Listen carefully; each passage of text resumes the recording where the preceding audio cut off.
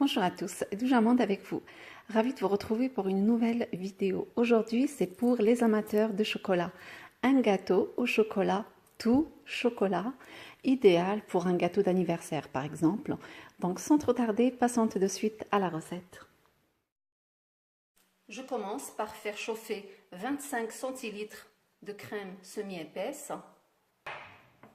Je l'ajoute sur le chocolat, 300 g de chocolat.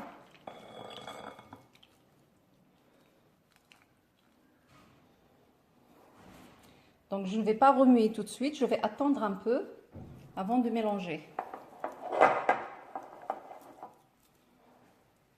5-10 minutes après, je mélange.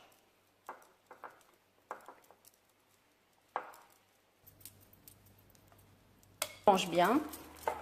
J'attends que ça refroidisse à température ambiante, puis je place ça dans le frigo en attendant de préparer mon gâteau. Donc après, je prends un moule de 22 cm, puis un peu d'huile dedans et je vais l'étaler sur le moule à l'intérieur. Je mets aussi sur les côtés. Après, je prends un petit disque de papier cuisson et je le mets à l'intérieur. Voilà. Et je fais de même sur les contours. Je vais mettre un peu ici pour qu'il puisse tenir. Voilà. Là, c'est impeccable. Pour le biscuit, je vais avoir besoin de 4 œufs, 280 g de farine, 100 ml d'huile, 120 g de sucre, 180 ml de lait, 30 g de cacao amer, équivalent de 3 grandes cuillères, un sachet de levure chimique et 2 sachets de sucre vanillé ou bien de la vanille liquide. Dans un bol, je mets les œufs.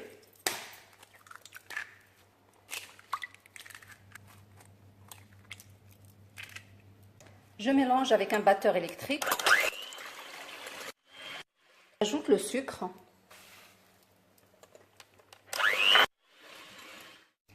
Et je continue à battre jusqu'à ce que le mélange triple de volume et blanchit.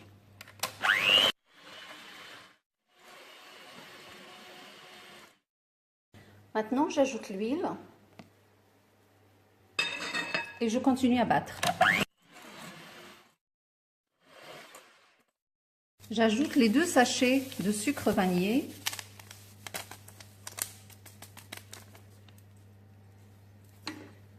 Et je mets le lait. Je mets le cacao amer.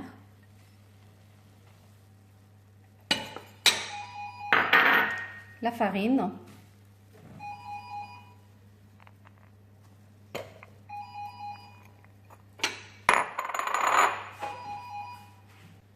Je mélange tout doucement. Je mets le sachet de levure chimique.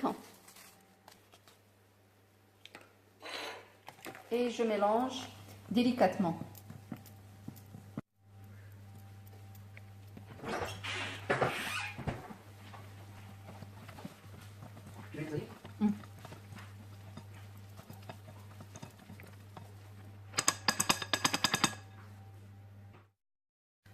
Je continue à mélanger avec une maryse.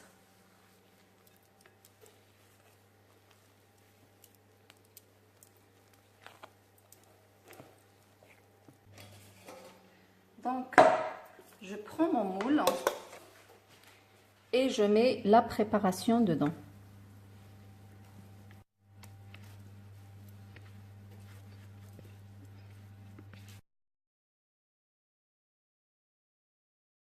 Et c'est parti pour une cuisson qui va durer entre 35 à 40 minutes à peu près. Donc, ça dépendra des fours. Donc, avant de l'enfourner, je tapote un peu pour chasser l'air. Voilà, et c'est parti au four pour une cuisson à 180 degrés entre 35 à 40 minutes. Du coup, le four, il n'a pas pris 35 minutes. Il m'a pris 28 minutes exactement et au milieu de cuisson, j'ai baissé à 175. Voilà, et pour éviter que le cake ne tombe en le sortant du four, là vous voyez bien que le four je l'ai éteint et j'ai laissé le four entrouvert. Je vais le laisser comme ça pendant 20 minutes. Après, je sors mon cake. C'est comme ça va éviter qu'il ne retombe. Voilà, une petite astuce.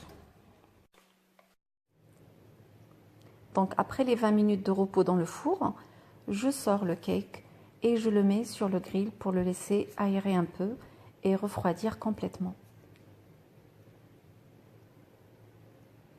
Là, quand je le prends dans mes mains, je le sens vraiment très très léger. Ça veut dire qu'il va être bien aéré. Voilà, je vous le montre un petit peu sur le côté. Donc, une fois qu'il refroidit complètement, je vais le diviser en deux. Je le coupe avec un grand couteau.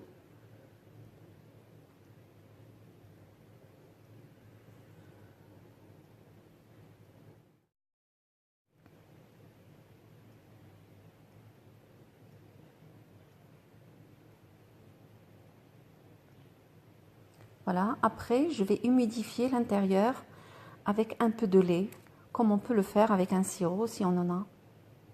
Le sirop, c'est du sucre avec de l'eau. Moi, j'ai préféré le faire avec le lait, comme ça, moins de sucre déjà.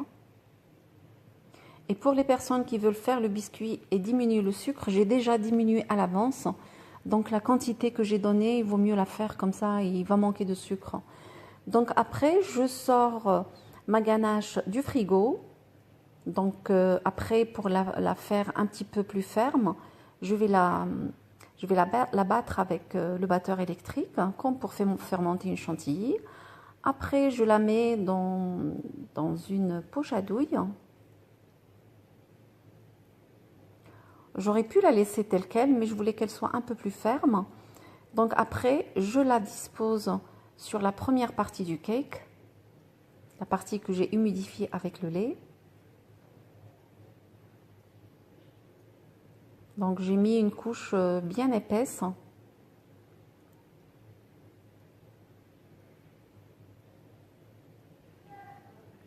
Voilà, je vais égaliser un peu la surface. Puis je dépose l'autre partie dessus. Donc après, pour couvrir le chocolat, j'ai utilisé 120 g de carré de chocolat. J'ai ajouté dessus 20 centilitres de crème liquide chaude. Voilà, j'ai attendu un peu. Après, j'ai mélangé le tout. Et je viens disposer tout ça sur mon gâteau pour le couvrir et pour cacher toutes les misères là, du gâteau fissuré à la surface. Voilà, ça couvre bien. Puis j'ai décoré le contour avec quelques copeaux de chocolat.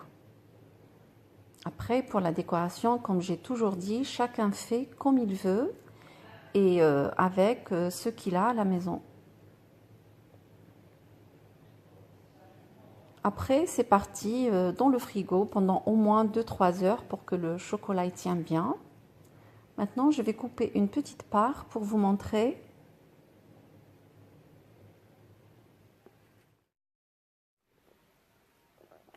Et la dégustation se fait par mon cher époux qui est un très très grand amateur de chocolat.